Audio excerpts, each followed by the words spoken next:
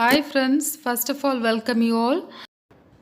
நம்ம சேனலை சப்ஸ்கிரைப் பண்ணாதவங்க சப்ஸ்கிரைப் பண்ணிக்கோங்க ஃபர்ஸ்ட்.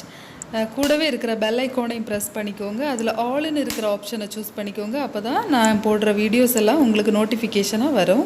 இன்றைக்கி நம்ம வீடியோவில் ஒரு ஹெல்த்தியான சிறுதானிய ரெசிபி தான் பார்க்க போகிறோம்.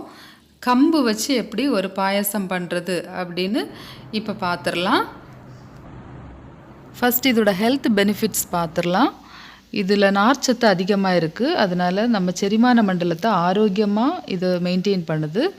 அது மட்டும் இல்லை, க்ளூட்டன் ஃப்ரீயாக இருக்கிறதுனால வெயிட் லாஸ் பண்ண நம்ம நினைக்கிறவங்க இதை தாராளமாக யூஸ் பண்ணிக்கலாம். இன்னும் இதில் விட்டமின் பி இருக்குது, ஆன்டி ஆக்சிடென்ட்ஸ் இருக்குது. இப்படி இதோட நன்மைகள் ஏராளமாக இருக்குது.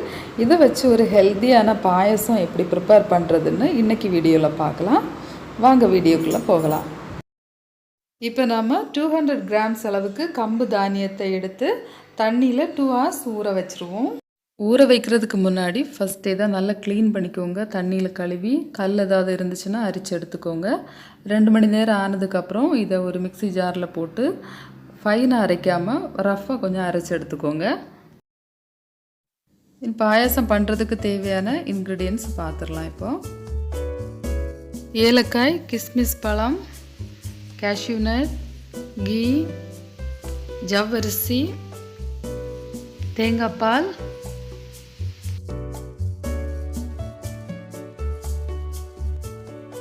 பேனில் 1 ஸ்பூன் அளவுக்கு நெய் சேர்த்து 50 கிராம் ஜவ்வரிசியை வறுத்து எடுத்துருவோம். இது நல்லா வறுபடும் போது பியோர் ஒயிட் கலருக்கு மாறிடும். இப்படி நம்ம வறுத்தோம்னா சீக்கிரமாக ஜவ்வரிசி வெந்துடும். அல்லது ரொம்ப நேரம் போட்டு வேக வைக்க வேண்டியிருக்கும். அது சீக்கிரமாக வேகிறதுக்காக தான் இதை நெய்யில் வறுத்து வேக வைக்கிறோம்.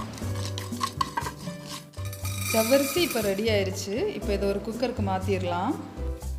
இதை 1.5 கப் தண்ணியில் 5 விசில் வச்சு வேக வச்சிடலாம். இப்போது பாருங்க, இப்போ ஜவ்வரிசி நல்லாவே வெந்துடுச்சு. இதை மாற்றி வச்சுருவோம்.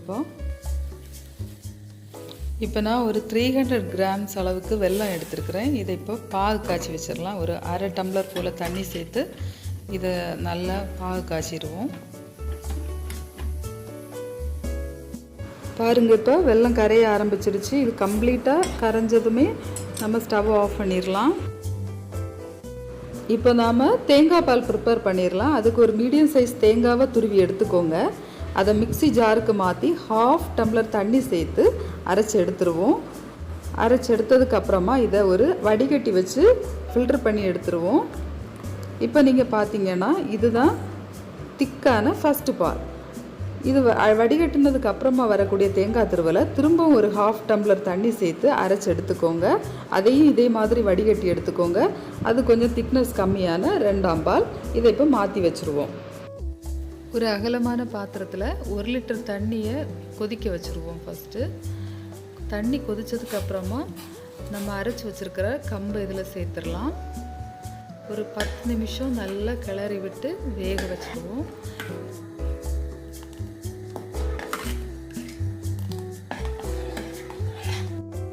பாருங்கள், இப்போ இது நல்லா கெட்டி ஆகிடுச்சு. தண்ணியெல்லாம் கொஞ்சம் வற்றி போய் நல்லா குக் ஆகிடுச்சு இந்த கம்பு.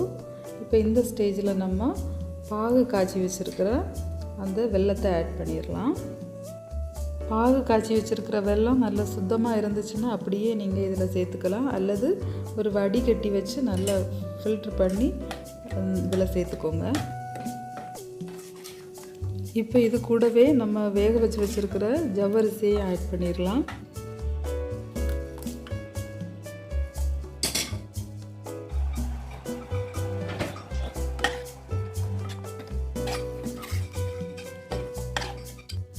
பாருங்கள், இப்போ கொதிக்க ஆரம்பிச்சிடுச்சு. இப்போ நம்ம 2ஆவது எடுத்து வச்சுருக்கிற அந்த திக்னஸ் கம்மியான பாலை இப்போ ஆட் பண்ணிடுவோம்.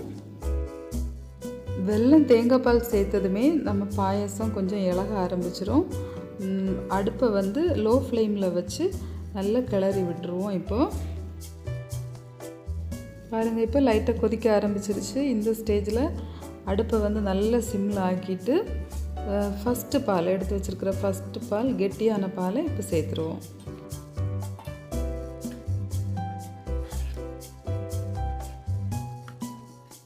2 மினிட்ஸ் நல்லா கிளறி விட்டுருவோம். அடுப்பை சிம்லேயே போட்டு கிளறுவோம். இது நீ கொதிக்கக்கூடாது, கொதித்தா அதோட டேஸ்ட்டு டிஃப்ரெண்ட்டாக இருக்கும். ஸோ இப்போ இந்த ஸ்டேஜில் நம்ம பாயசம் இப்போ ரெடி ஆகிடுச்சு.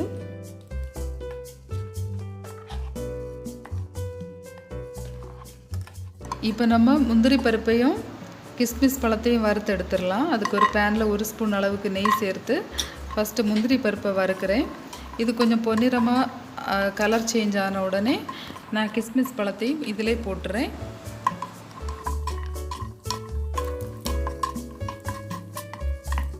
இப்போ முந்திரி பருப்பு லைட்டாக கோல்டன் கலருக்கு மாறுது. நான் இந்த டைமில் கிஸ்மிஸ் பழத்தை இதில் சேர்க்குறேன். இதுவுமே கொஞ்ச நேரத்தில் உப்பி வந்துடும், கோல்டன் கலருக்கு மாறி. அப்போ நம்ம ஸ்டவ் ஆஃப் பண்ணிடலாம். பாருங்க, இப்போ முந்திரி பருப்பும் கிஸ்மிஸ் பழமும் நல்லா ரெடி ஆகிடுச்சு. இப்போ இதை பாயாசத்தில் நம்ம சேர்த்துடலாம். பாயாசம் நம்ம ப்ரிப்பேர் பண்ணி வச்சதுக்கப்புறமா இது டைம் ஆக ஆக கெட்டியாக ஆரம்பிக்கும். அப்போ நம்ம என்ன பண்ணணும்னா, யூஸ் பண்ணும்போது கொஞ்சம் தேங்காய் பால் சேர்த்து இதை கொஞ்சம் லைட்டாக சூடு பண்ணால் போதும், நம்ம யூஸ் பண்ணிக்கலாம்.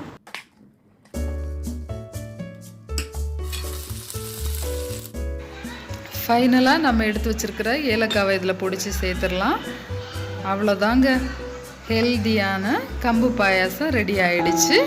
கண்டிப்பாக இதை எல்லோரும் ட்ரை பண்ணி பாருங்கள். ட்ரை பண்ணி பார்த்துட்டு எப்படி வந்துச்சுன்னு எனக்கு கமெண்ட் பாக்ஸில் கமெண்ட் பண்ணுங்கள். இந்த வீடியோ உங்களுக்கு பிடிச்சிருந்துச்சுன்னா லைக் பண்ணுங்கள், உங்கள் ஃப்ரெண்ட்ஸுக்கும் ஷேர் பண்ணுங்கள். மறக்காமல் நம்ம சேனலுக்கு சப்ஸ்கிரைப் பண்ணுங்கள்.